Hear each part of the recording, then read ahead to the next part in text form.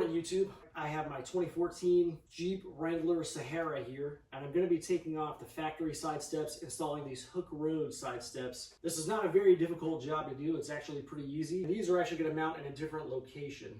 I got these from Hooke Road. They sent me these to try out and to review, so this video is a sponsored video, so thank you to Hooke Road for sponsoring today's video. Make sure you check out their website. They have a lot of aftermarket bumpers, fenders, fender flares, side steps, things of that nature, some body armor to go on your Jeep.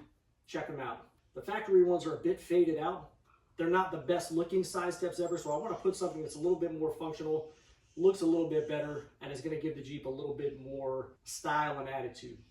That's where Hooke Road's really going to come in, is when you want to start customizing your Jeep after you get your new Jeep. Mine was pretty much stock when I got it, so I'm starting to get into, after having repaired the mechanical defects that were with it, do some of the stylized effects on the Jeep.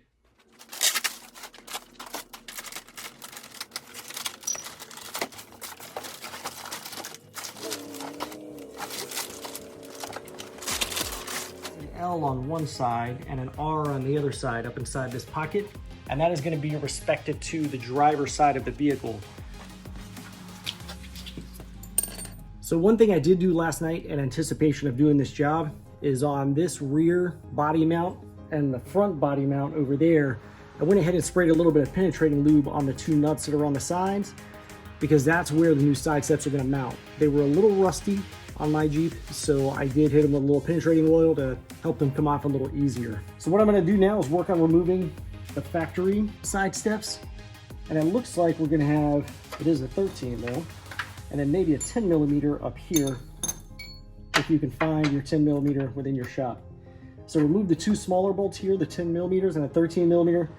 Looks like we have 3 sets of those. 1, 2, 3, and then it should come right off the Jeep at that point.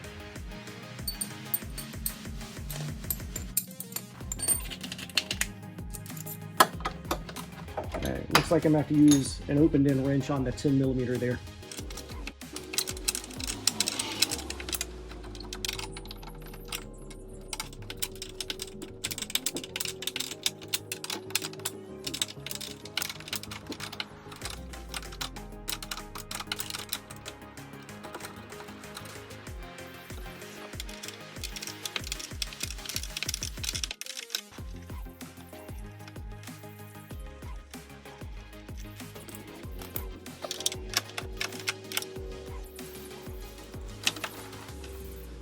So it looks like if you had a swivel with a deep wall socket, that may work for most of the bolts, except the one all the way to the rear here, because this mount is in the way.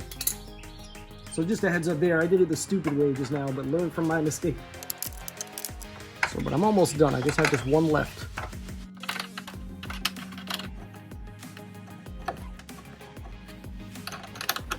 If you're at a ratcheting opened in wrench or a box wrench, that would be awesome. I don't think there's such thing as a ratcheting opened in wrench, but you know what I mean. That would work out quite nicely here. I am not that fancy. I don't have one of those. I should maybe invest in one though. So there we go. We have all the little 10 millimeter bolts removed. We're gonna go with these 13s now.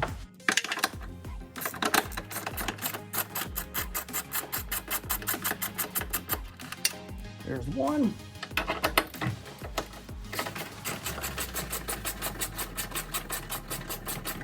So what's actually nice about these factory mounts is that those little 10 millimeters that are going in through the body are going to hold everything in place, even when these 13 millimeters are out.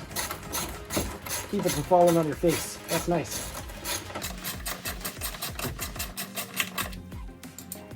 So there we have it. So this is all loose now. If you just kind of tilt this up and out, this factory side step just comes right out and out of the way.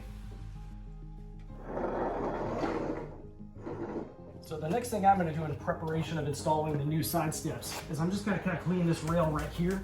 Just got a little detailing spray. Put that on a microfiber towel. Give everything a few good sprays to kind of loosen up any dirt that's there. And go ahead and wipe everything down just to get some of that residual dirt and muck that's been collecting over the years underneath that factory side step. Kind of clean everything up a bit. You don't have to do this step I'm just kind of weird like that.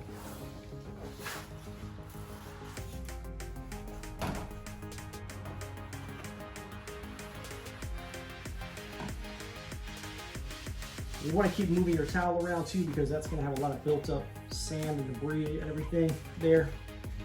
You don't want to be rubbing that into your paint.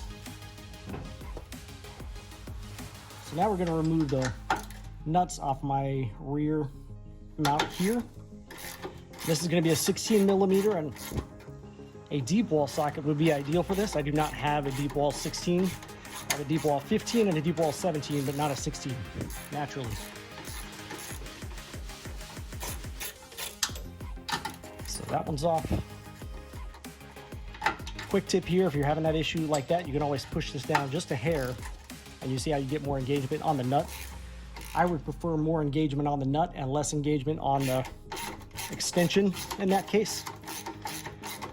That allows the bolt to kind of come through the hole where the extension goes in. So quick tip there, guys. Okay, so these are both finger loose now, so you can go ahead and just remove those. You're going to do the same thing on the front.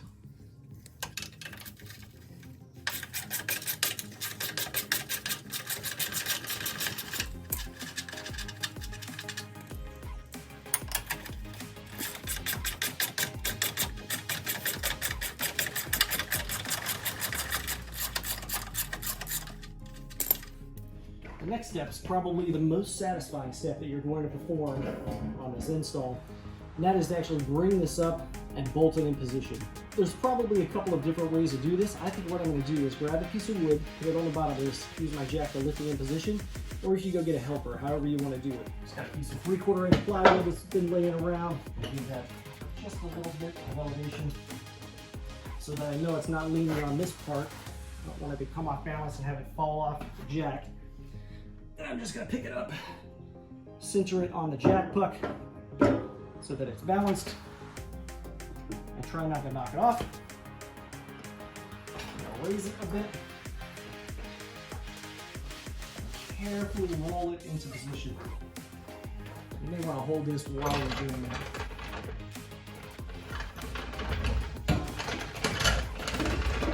Just shimmying it to get it centered on the mounting locations.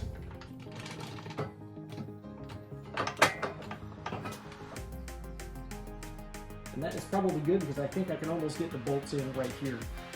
So as you can see, this is beginning to kind of go into position. Requires just a little bit of shimmying around, but now you're just going to take your bolt, or your nut rather, and I'm just going to put one in to kind of hold it in position for the moment, and then go line up the backside. So we've got the nut in the front holding that on. We're going to go ahead and install the rear. You want this to go over that big washer that's there. And then go ahead and put your nut on the bolt. I'm going to go ahead and thread this one down all the way because I know all of my bolts are in the right position now. I'll go ahead and put the second one on over here as well. And if you can see me on the video, you can see I'm pouring sweat. It's October 27th. It's about 10 in the morning here in Central Florida, and it's freaking hot still. I'm just dying. A slow, painful, sweaty death. So at this point, you can remove your jack.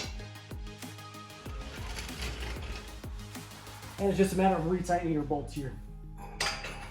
Or your nuts. I keep saying bolts.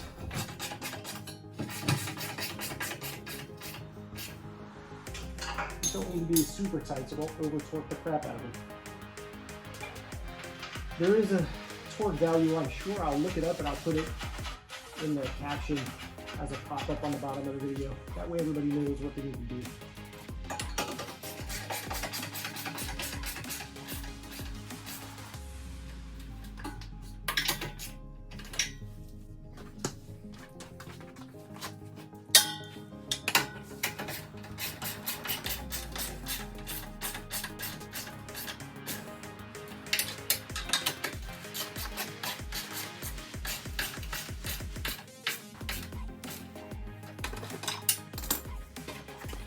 Guys, thank you very much for watching. Not a bad install at all. I think it only took me about an hour. Honestly, it took more time to take the factory side steps off. Make sure you go check out Hooke Road's Black Friday, Cyber Monday sale getting ready to start soon. I'll put a link in the description so you guys can go check it out. They have products for several different vehicles, whether it be a Jeep, Dodge Ram, or a Ford F-150. They have side steps, fenders, bumpers. They've got you covered. Check it out, guys.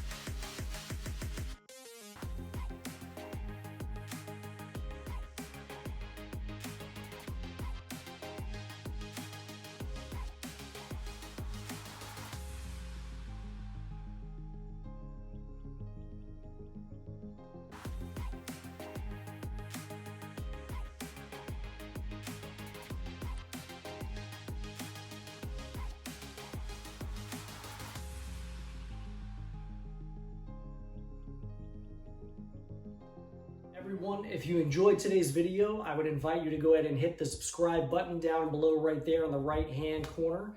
And if you felt that the products in today's video is something you might like to own yourself, there's a product link right up there to the right, upper right hand corner, or down in the description will be a product link for you to purchase the product as well. Thank you very much for watching YouTube.